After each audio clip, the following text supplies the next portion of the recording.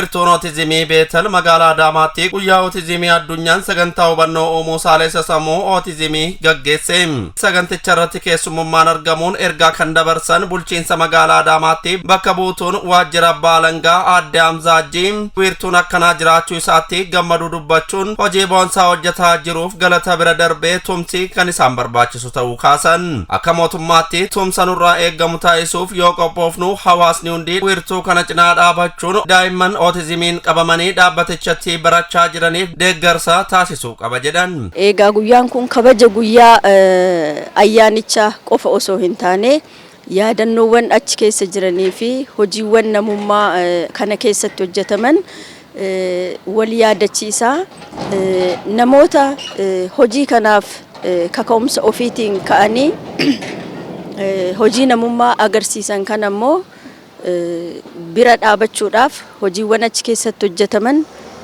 namummaan achi keessatti mul'ate baay'ee kan nama gammachiisuu fi nus akka namaatti miira namummaa jedhutti agarsiisuudhaaf ka ofiif waadaa galle ta'uusaati guyyaa hadhaa kanarraa kan arge. Maatiin daa'imman isaanii Saalessa Sammuuf saaxilamoo ta'an akka abaarsaatti fudhachuu fi dhoksuu akka hin qabne kan gorsan Aadde Hamzaan ijoollee isaaniif deeggarsa akka taasisanii fi wiirtuulee tajaajilli otizimiitti kennamu akka geessanis dhaamsa dabarsan. Rakkoon otizimii kun iddoo hedduutti mana hedduutti dhokatee akka abaarsa waan rabbirraa dhufee tokkotti ilaallamee namni daa'ima fi maatii tokko mana keessatti dhoysee jiraachaa kan ture.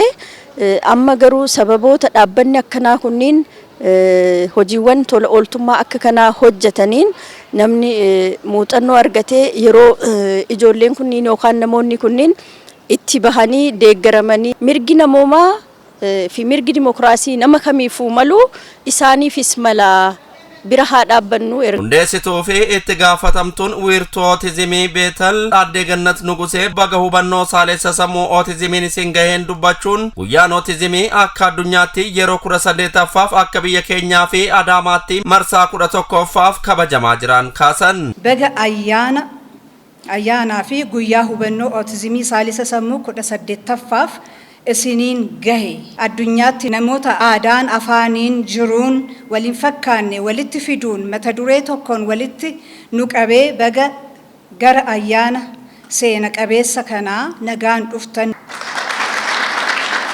Gootan dabarsinee 11tti dhaabbatichaan barattoonni otizimii 40 carraa argatanii barachaa jiruun kan ibsan Aadde Gannat qaamni dhimmi ilaallatu hawaasaa fi maatiin daa'imni mallattoon otizimii irratti mul'ate dhoksuu caalaa carraa daa'immanii haa kenninuun dhaamsa dabarsan. Maatiin ijoollee otizimiin miidhamanii fi wiirtuu Otizimii Beetelitti barsiifachaa jiran yaadanuuf qoodaniin wiirtuun Otizimii Beteel tajaajila daa'imman otizimiif kennaa jirutti gammaduu dubbatan. Baay'ee maatiif boqonnaa amma meeqanne qabu ibsuun xiqqoo miti saatii ijoollee kana wajjiniin daqiiqaa muraasa dabarsuun baay'ee ulfaata amma garuu tasgabbaa'uu irra jirti baay'ee gaariidha. Dhugaa dubbachuudhaaf mucaan koo waggaa 2 walakkaa yommuu ta'udha akka amala otizimii kana qabu kanani hubadhe jechuudha. Amma inni waggaa 4 walakkaa waggaa 5 amma ga'utti manuma keessatti ittiin rakkachaatii ittiin illee yaaddaatii furmaata isaallee bakka karaa yaalatiinis barbaadatiidha kan nuti turre. Takka turreeti kan nageenya magaaluma kana keessatti jiru wiirtuun Beteel Otizim Seentarii kun akka jiru takka turree nageenye dhageenyaan garasitti dhagnee isaan dubbisne isaanis jaalala mucaa keenya nu simatanii erga mucaa keenya ni simatanis jijjiirama baay'eedha kan mucaa keenya irratti argine. Olaba sagantaan qaamoleen milkaa'ina sagantaa fi wiirtuu Otizimii Beteel utubaa turaniif sirni beekumtii fi waraqaa ragaa kennuu gaggeeffameera.